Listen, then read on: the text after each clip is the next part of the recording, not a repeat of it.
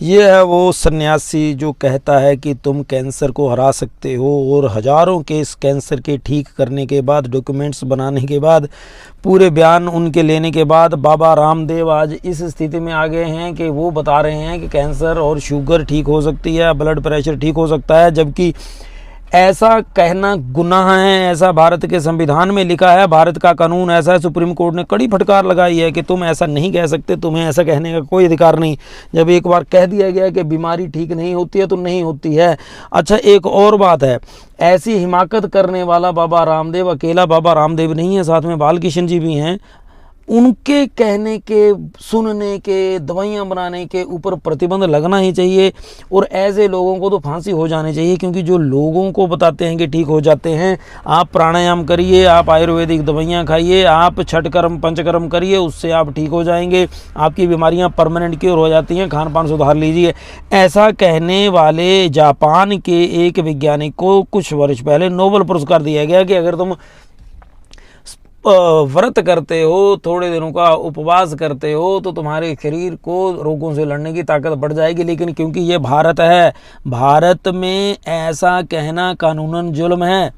अंग्रेज आज़ादी से पहले ऐसा कानून छोटा सा बना करके गए थे, फिर आज़ादी के बाद देश के मतवालों ने ऐसे कानून बनाए जिसमें अब आप ये भी नहीं कह सकते कि मोटापा यानी मोटे लोग पतले हो सकते हैं। ये एक बहुत बड़ा गुनाह है, और ऐसा गुनाह स्वामी रामदेव ने किया है और बार बार किया है।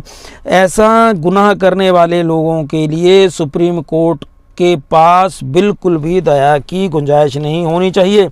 ऐसे लोगों में स्वामी रामदेव का नंबर अव्वल है, और स्वामी रामदेव तथा पतंजलि योग पीठ के ऊपर भारी जुर्माना लगाया जाना चाहिए, ऐसा समाज का भी कहना है। क्योंकि जैसा अब बीमारियां ठीक नहीं होती हैं, जब सुप्रीम कोर्ट को सब पता है, तो फिर कैसे आप कह सकते हैं?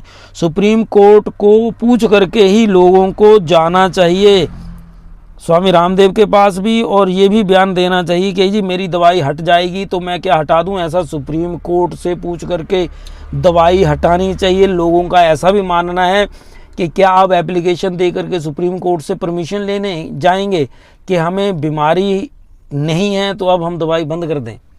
ऐसे ही कई चीज़ों के साथ स्वामी रामदेव और स्वामी बालकिशन के जो कारगुजारियाँ हैं उनके ऊपर सुप्रीम कोर्ट बहुत सख्त है। सुप्रीम कोर्ट ने एक सख्त लहजे में आदेश दिया है कि हम आपकी किसी भी बात के ऊपर सहमत नहीं हैं, आपने कानून तोड़ा है, और ऐसे कानून तोड़ने वालों के खिलाफ सुप्रीम कोर्ट की सख्ती काबिल तारीफ़ है। सुप्रीम कोर्ट की सख्ती ऐसे लोगों के खिलाफ ज़रूर होनी चाहिए जो कानून तोड़ते हैं, और ख़ास करके स्वामी रामदेव और बाबा और बालकिशन जी और साथ में पतंजलि योग पीठ, इनके ऊपर तो ऐसा गहरा जुर्माना लगना चाहिए ताकि आने वाले दिनों में कोई ये गुनाह ना कर सके, कोई ये ना कह सके कि